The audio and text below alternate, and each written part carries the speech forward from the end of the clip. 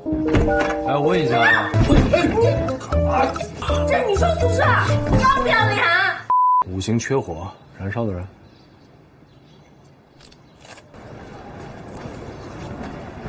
签日吧。啊。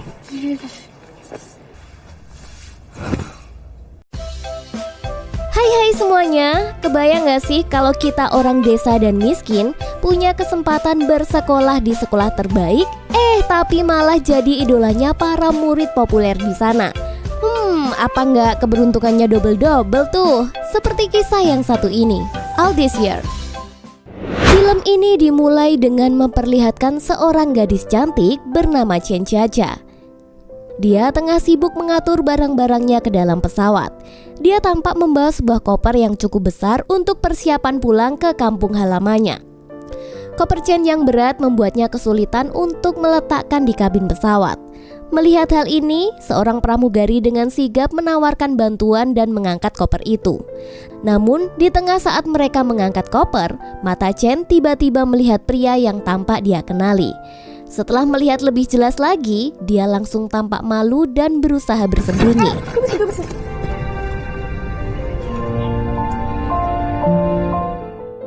Karena ternyata pria itu adalah mantannya. Setelah pesawat mendarat, Chen Chacha buru-buru menuju ke rumah orang tuanya. Alasannya pulang kali ini karena dia diberitahu bahwa ayahnya sedang sakit. Namun ketika tiba di rumah, ibunya langsung memarahinya karena Chen sudah lama tidak pulang.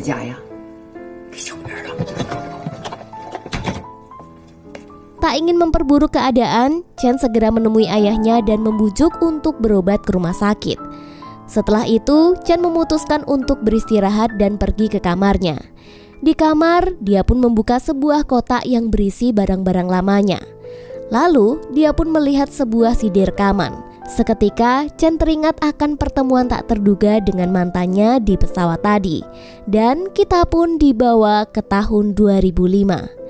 Tahun itu adalah awal Chen Chacha bersekolah sebagai murid SMA. Untuk pertama kalinya, dia meninggalkan keluarga dan merantau ke asrama di salah satu SMA favorit di sebuah kota. Saat itu, seluruh keluarganya juga mengantarkan Chen pindah ke asrama sekolahnya. Setibanya di sana, dia bertemu dengan seorang murid laki-laki yang kelihatannya terluka di kepala. Tanpa pikir panjang, Chen langsung menawarkan beberapa lembar tisu kepadanya. Tanpa mengucapkan sepatah kata pun, siswa itu mengambil tisu dan langsung pergi begitu saja. Momen itulah saat pertama kalinya bertemu dengan mantannya. Tak lama setelah itu, penjaga asrama memanggil Chen Chacha dan mengantarkannya menuju ke kamar kecil yang akan menjadi tempat tinggalnya. Meskipun ukuran kamarnya kecil, dia merasa sangat bahagia. Baginya, diterima di sekolah ini merupakan sebuah mimpi yang menjadi kenyataan. Dengan penuh semangat, dia mulai membersihkan dan menata kamar barunya agar terasa nyaman. Setelah selesai, Chen juga ingin mencoba seragam sekolah barunya. Namun saat dia membuka bajunya, tiba-tiba murid pria tadi langsung nyelonong masuk. Waduh.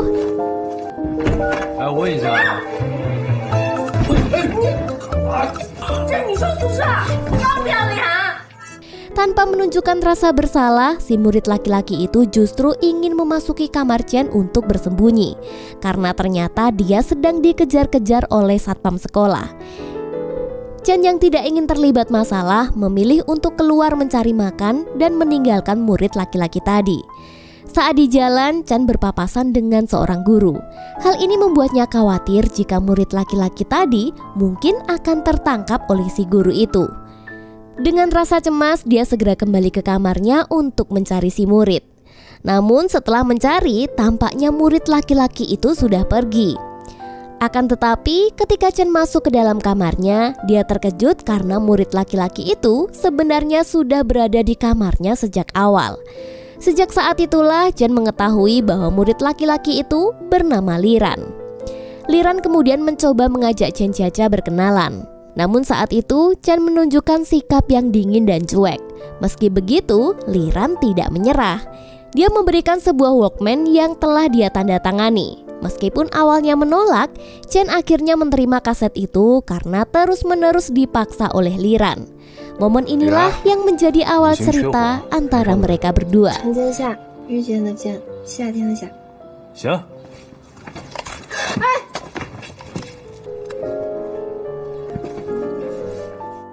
Kemudian sekolah pun dimulai. Di masa awal-awal sekolahnya, Chan merasa kesulitan untuk beradaptasi. Chan berasal dari desa dan harus beradaptasi dengan lingkungan sekolah baru yang begitu berbeda. Walaupun Chan dikenal cerdas di desanya, namun SMA yang dia masuki bukanlah SMA biasa. Ini adalah SMA terbaik dengan murid-murid berbakat dan memiliki otak jenius. Bahkan di sana banyak yang jauh lebih pintar dari Chan. Selain kesulitan dengan standar pelajaran yang tinggi, Chan juga kesulitan menemukan teman karena latar belakangnya yang dari desa. Namun suatu malam ketika hujan deras, Chan memutuskan untuk keluar dari asrama dan berjalan-jalan di sekitar. Di bawah derasnya hujan, dia menari-nari untuk melepaskan stresnya. Sementara itu, Chan tidak menyadari bahwa Liran sedang memperhatikannya dari jauh sambil tersenyum-senyum. Liran yang duduk di toko kaset memutuskan untuk mendekati Chan dan mencoba mengajaknya mengobrol. Meskipun Chan awalnya bersikap cuek, Liran tidak menyerah dan terus berusaha mengajaknya mengobrol. Akhirnya, Liran sadar kalau Chan sedang merasa sedih. Liran pun mencoba menghiburnya dan memberikannya sedikit motivasi. Hal ini membuat Chan merasa lebih baik. Sebagai tanda dukungan, Liran memberikan nomor HP-nya kepada Chan. Keesokan harinya, Chan kembali menghadapi hari yang buruk lagi. Namun tiba-tiba ketika di kelas, datang seorang gadis populer bernama Sisi. Dia menuduh Chan telah mencuri Walkman kaset milik Liran. 夏夏，这个 CD 机是你的吗？我前2天丢了一个一模一样。 Sisi ini ternyata sangat menyukai Liran. Namun Liran selalu menolaknya dan malah lebih memilih mendekati Chan. Karena hal itulah Sisi menjadi cemburu. Tuduhan Sisi ini membuat seluruh kelas ikut memandang rendah kepada Chan sebagai pencuri. Dan Sen hanya bisa diam dan pasrah. Dia pun berlari meninggalkan kelas sambil menangis. Namun kemudian dia memutuskan untuk menelpon Liran. Beberapa saat kemudian Liran pun datang dan menjemput Chan. Mereka berdua pergi ke sebuah halaman museum. Tempat itu selalu Liran datangi saat dia merasa sedih. Di sana Liran mencoba menghibur Chan yang sedang merasa sedih. Kemudian dia bertanya kepada Chan kenapa dia menangis. Akhirnya Chan menceritakan bahwa tadi di sekolah Sisi telah menuduhnya mencuri Walkman yang diberikan olehnya. Mendengar itu, Liran menceritakan bahwa Walkman yang dia berikan dulunya memang milik Sisi, kemudian diberikan kepadanya. Mendengar penjelasan ini, Chan menjadi marah karena gara-gara Liran dia malah mendapatkan masalah. Sebagai permintaan maaf, Liran pun mentraktir Chan untuk makan di sebuah restoran western. Chan yang berasal dari desa tidak bisa menolak ajakan itu. 是我不对，我请你吃大餐行吗？吃西餐。 行。 Hari-hari berlalu dan liburan sekolah akhirnya tiba. Chan kembali ke rumahnya di desa. Dia ini tumbuh dalam keluarga yang kurang memberikan kasih sayang kepadanya. Ibunya selalu keras kepadanya dan lebih mengutamakan adiknya. 让不让人睡觉了？大半夜装什么用功？ 当姐大半晚你就不能让着他呀？ 我什么都没干。 回去能继续干。 Setelah liburan sekolah selesai, Chan kembali ke asrama. Liran mengajak Chan untuk keluar dan menikmati salju. Namun Chan hanya diam dan bersikap cuek. Melihat sikapnya yang berubah, Liran bertanya, hal apa yang telah merubah sikap Chan?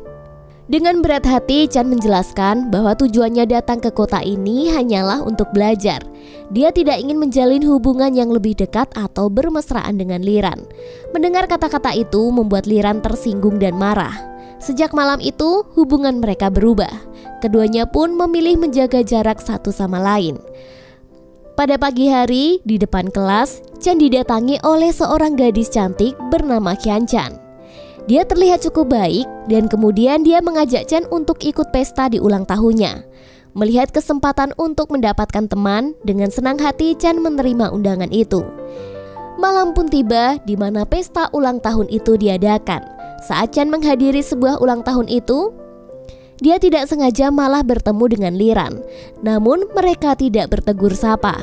Sisi yang juga hadir mencari kesempatan untuk kembali membuli Chen. Saat dia mengetahui bahwa Chen membawa sebuah kado, Sisi mengambil kado itu dan memberitahu kepada semua temannya bahwa kado yang diberikan oleh Chen adalah barang KW. Liran yang melihat Chen dibully langsung membelanya. Hal ini justru membuat Sisi semakin marah dan bertanya-tanya, kenapa Liran mau berpacaran dengan gadis dari desa yang culun? Tapi tiba-tiba Chen menggandeng tangan Liran dan mengaku jika mereka memang berpacaran. Lalu mereka pun keluar dari pesta. Di luar, saat itu salju turun dengan lebat. Chen menangis karena merasa malu dan tidak berharga. Tapi seperti biasa, Liran dengan sabar mencoba menenangkan Chen. Malam itu Chen dan Liran saling berbagi cerita. Chen mengaku tidak percaya diri saat berada di lingkungan temannya yang sering membicarakan barang-barang mewah. Dia merasa malu karena datang dari keluarga biasa. Mendengar cerita itu, Liran memberitahu bahwa setiap orang memiliki masalahnya sendiri, tak terkecuali dirinya yang berasal dari keluarga kaya. Meskipun tumbuh dalam kemewahan, Liran selalu kesepian karena ibunya telah meninggal dan ayahnya sering bersikap keras kepadanya. Dia bahkan sangat bersyukur bisa hidup sampai sekarang. Sejak malam itu, mereka pun saling memahami dan menjadi semakin dekat. 你是你，你在我面前不用做别人，你就做你自己就成。 Scene kembali ke masa sekarang. Saat itu Sen sedang menemani ayahnya yang menjalani pemeriksaan di rumah sakit. Setelah mendapatkan hasil scan, mereka langsung pergi menggunakan gokar. Di saat itulah ibu Sen justru mengeluh karena keluarganya tampak miskin dan tidak memiliki mobil. Padahal ya, Chen telah bekerja di kota yang gajinya ya lumayan lah. Amit-amit ya punya mak-mak begini.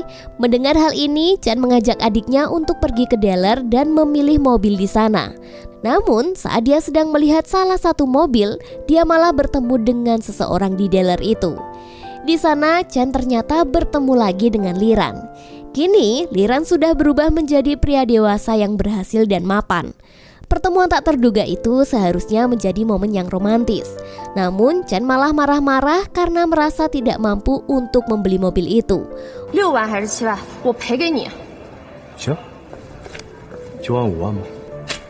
Malam itu setelah Chen pulang ke rumah, adiknya memberitahu bahwa Liran ternyata telah menunggunya di luar. Pertemuan mereka kali ini membawanya kembali ke kenangan-kenangan indah di masa lalu, terutama di tahun 2006 ketika itu mereka menjadi sepasang kekasih. Di tahun-tahun itu mereka selalu bersama hingga tahun 2007. Mereka pun lalu mengingat satu momen di mana pipa di asrama bocor dan membuat semua kamar di sana basah. Kemudian Liran ingin memastikan Chen bisa tidur dalam kenyamanan. Lalu dia mengajaknya menginap di hotel. Namun saat mereka berdua menuju hotel, Sisi melihatnya lalu memfoto mereka. Malam itu di hotel mereka menghabiskan waktu bersama. Mereka juga membicarakan tentang mimpi serta harapan mereka di masa depan. Mereka berbagi segala impiannya sambil menikmati pemandangan indah dari atas gedung. Bagi Chen, itu adalah momen yang paling indah. Namun tanpa mereka sadari, malam itu akan menjadi malam terakhir bagi mereka berdua. Keesokan paginya mereka langsung dipanggil ke ruang guru. Ketika itu Sisi melaporkan kepada guru mereka tentang foto Chen dan Liran yang berada di sebuah hotel. Hal itu membuat guru-guru berpikir jika mereka akan bercocok tanam. Oleh karena itu, para guru pun memanggil kedua orang tua mereka. Kejadian ini membuat orang tua Chen merasa sangat malu.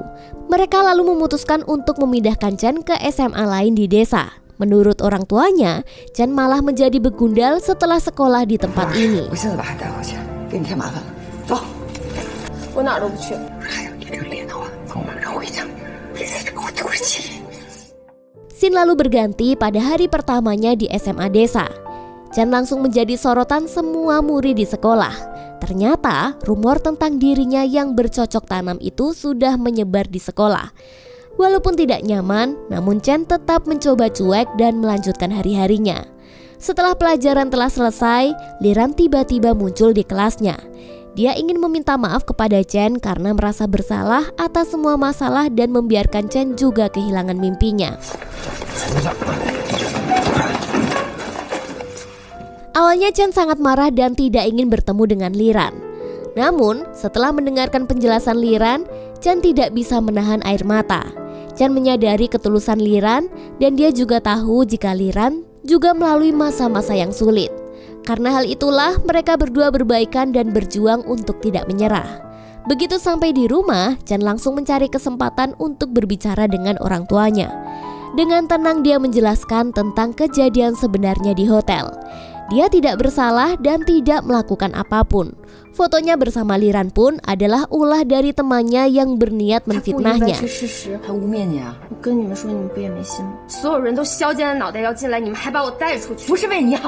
Oleh karena itu, dia akan membuktikannya di ujian musim panas nanti. Dia berjanji akan mendapatkan nilai tertinggi dan jika berhasil, dia memohon agar orang tuanya mengizinkannya kembali ke SMA di kota lagi. Singkat cerita, ujian pun telah berakhir. Dan benar saja, Chen benar-benar mewujudkan janjinya. Dia berhasil meraih nilai tertinggi di SMA itu. Dan berkat pencapaiannya ini, orang tuanya pun mengizinkan dia kembali ke SMA di kota. Beberapa hari kemudian, Chen akhirnya kembali di SMA lamanya.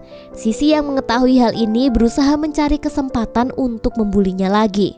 Namun, Chen yang sekarang telah berubah. Dia telah memutuskan untuk tidak lagi diam. 陈殿下，你是不是觉得自己攀上个富二代，自己也能跟着横行霸道了？哎，我不找事儿，但也不怕事。 Setelah kejadian itu, Chen tidak ingin menyia-nyiakan kesempatan yang dia miliki sebelum kelulusan. Dia belajar setiap hari tanpa henti dan tidak lupa dia sesekali tetap menghubungi Liran. Suatu hari, wakil kelas Chen memberikan informasi tentang beasiswa untuk kuliah di Singapura. Menurut ibu guru, Chen adalah murid yang bisa mendapatkan beasiswa itu. Namun selain mendapatkan beasiswa, setelah lulus, Chen harus bekerja di Singapura selama 6 tahun. Di sini Chen menjadi bimbang. Dia berusaha meminta saran dari Liran. Namun waktu itu bukanlah saat yang tepat karena Liran sedang menjaga kakeknya yang kesehatannya terus menurun. Kemudian Chen mencoba menceritakan kepada orang tuanya. Namun alih-alih mendapatkan dukungan, ibu Chen malah marah besar. Menurut ibunya, seorang perempuan tidak seharusnya mengejar pendidikan tinggi. Ih, amit-amit ya ketemu ibu yang kayak gini. 那我跟小伟都是你生的孩子，你一个女孩子，我不求你大富大贵，对不对？ Ibunya ini ingin Chen hanya tinggal di rumah dan membantu adiknya belajar. Pandangan ibunya tentang pendidikan ini membuat Chen menjadi sangat marah. Dia merasa ibu sama sekali tidak peduli dengan pendidikannya, padahal nih anak tuh sangat pintar loh. Sayangnya ibunya selalu memprioritaskan adiknya dan tidak pernah memikirkan keinginan atau mimpi Chen. Ibunya semakin marah dan mengacak-acak meja belajar Chen. Melihat ini, Chen hanya bisa menangis karena kecewa kepada keluarganya. Scene lalu berpindah pada Liran yang sedang berduka karena kakeknya telah berpulang. Ketika itu, terlihat Chen yang ikut menemani Liran di rumah duka. Saat itu sebenarnya dia ingin menceritakan masalah dengan ibunya. Namun, dia melihat kesedihan Liran dan memutuskan untuk tidak menceritakan masalahnya. Singkat cerita, Liran mengajak Chen untuk liburan di kota Nanjing. Mereka bersama menikmati keindahan kota itu. Namun sesaat, rasa sedih mereka pun hilang. Kemudian, di saat mereka menaiki perahu, Liran memberitahu Chen bahwa dia sudah tahu tentang rencana Chen yang akan kuliah di luar negeri. Liran kecewa bukan karena rencananya, tapi karena dia tidak mendengarkan kabar itu langsung dari Chen. Di sini dia merasa bukanlah orang yang spesial. Tapi di sini Chen tidak memberitahu alasan sebenarnya karena di saat itu Liran sedang dalam keadaan sedih.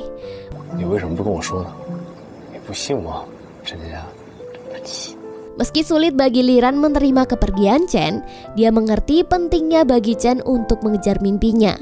Akhirnya Liran memberikan doa dan dukungan kepada Chen demi mengejar cita-citanya. Scene lalu kembali ke masa sekarang. Saat itu, Liran dan Chen menghabiskan waktu dengan berkeliling kota. Mereka saling berbagi cerita tentang apa yang telah mereka lalui dan kesibukan masing-masing. Singkat cerita, paginya Sen dan keluarganya pergi ke rumah sakit untuk mengambilkan hasil scan ayahnya.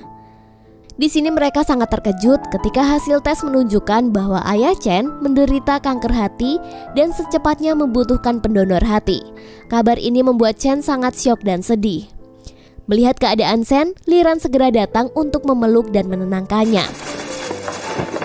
我抱一会儿，求你了。